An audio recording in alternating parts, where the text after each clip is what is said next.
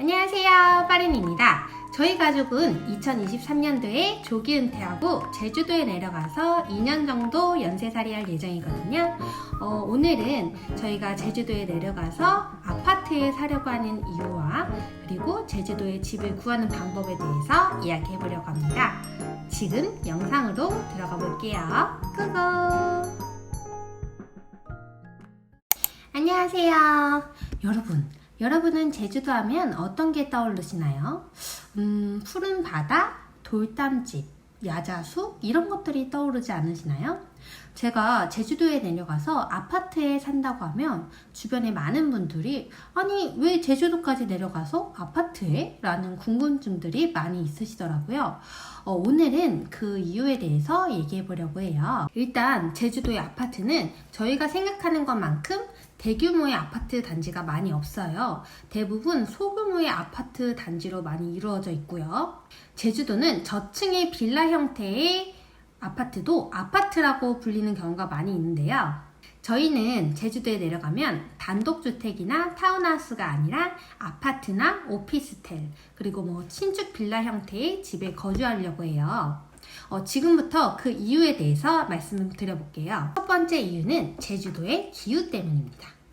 제주도는 우리나라에서 비가 가장 많이 오는 지역이에요. 그러다 보니까 육지보다 습도가 높기도 하고 비가 많이 오는 장마철에는 주택의 경우 비가 새는 경우가 굉장히 많다고 해요. 그리고 바다 근처의 주택의 경우에는 습도가 높았을 때 아파트보다 곰팡이가 훨씬 더 잘 생길 수 있고 여름에는 태풍, 겨울에는 눈 때문에 고립될 수가 있기 때문에 아무래도 관리가 잘 되고 인구가 많은 아파트 쪽을 생각하게 되었습니다. 두 번째 이유로는 주변 환경과 인프라 때문입니다.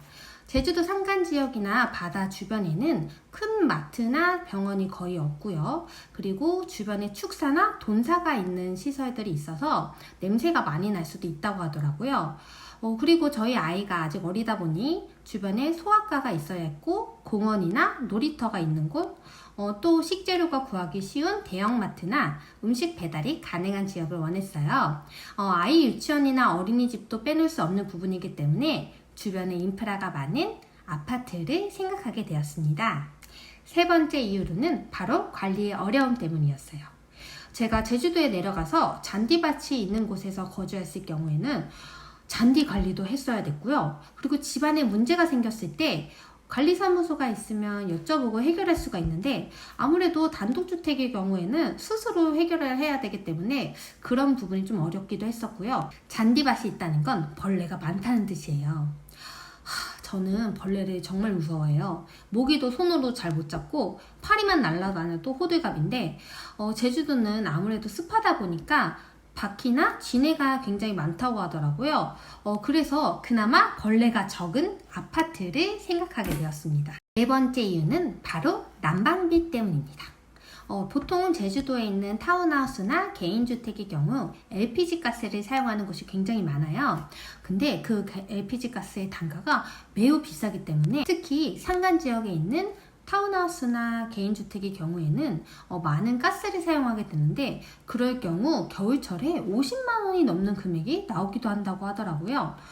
그래서 저희는 웬만하면 도시가스가 되는 아파트나 오피스텔을 구하려고 하고 있습니다.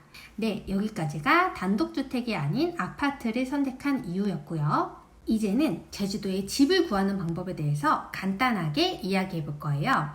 제주도는 육지랑 다르게 네이버 부동산이 활성화가 돼 있지 않아요. 그래서 제가 제주도 집 구하는 방법에 대해서 지금부터 이야기해 드릴게요. 첫 번째는 네이버 부동산 이용하기입니다. 이거는 저희가 육지에서 구하는 것처럼 똑같이 네이버에 검색을 해서 맞는 매물을 찾아보는 방법이고요. 여기에는 근데 아파트 매물은 많이 나오는데 개인주택이나 타운하우스 매물들은 거의 잘 안 나오더라고요. 그리고 두 번째 방법으로는 제주도 5일장 어플을 이용하는 겁니다. 이거는 아파트뿐만이 아니라 타운하우스나 단독주택도 굉장히 많이 나와요. 제주도 살이 하면 가장 먼저 추천해드리는 방법이고요. 그리고 세 번째로는 제주도 교차로입니다. 이 제주 교차로는 제주 5일장이랑 양대산맥이에요. 여기도 다양한 형태의 집이 나오기 때문에 두 가지를 비교하면서 보면 좋을 것 같고요. 그리고 네 번째 방법으로는 부동산에 직접 전화드리는 거예요.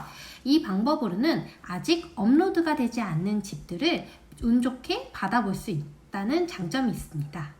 다섯 번째로는 네이버 카페를 이용하는 방법입니다.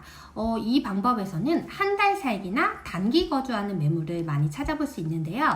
예를 들자면 제3호, 제주 부동산 직거래 장터, 그리고 제주도 한 달 라이프 등이 있습니다. 마지막으로는 바로 당근마켓을 이용하는 겁니다. 제주도는 당근마켓이 굉장히 많이 활성화가 돼 있어요. 여러 가지 물건뿐만이 아니라 연쇄 매물도 직거래로 종종 나오기 때문에 가고 싶은 지역을 미리 설정해보고 그 지역에 남는 매물을 찾아보는 것도 좋은 방법입니다. 근데 여기서 다 중요한 점은 매물이 올라와 있어도 다들 막상 전화해보면 이미 계약된 경우가 많이 있기 때문에 가시기 전에 꼭 확인을 한번 해보시는 게 좋으세요. 그리고 제주도에는 신구간이라는 게 있는데요. 1년 중 가장 춥다는 대한 5일째, 그리고 입춘전 3일까지 약 일주일 기간 정도를 뜻해요. 제주도에 많은 분들이 이 기간에 이사를 하기 때문에 이 시기 전후로 매수 매도가 매우 활발하다고 하니까 집을 구하기 가장 좋은 때라고 할 수 있어요.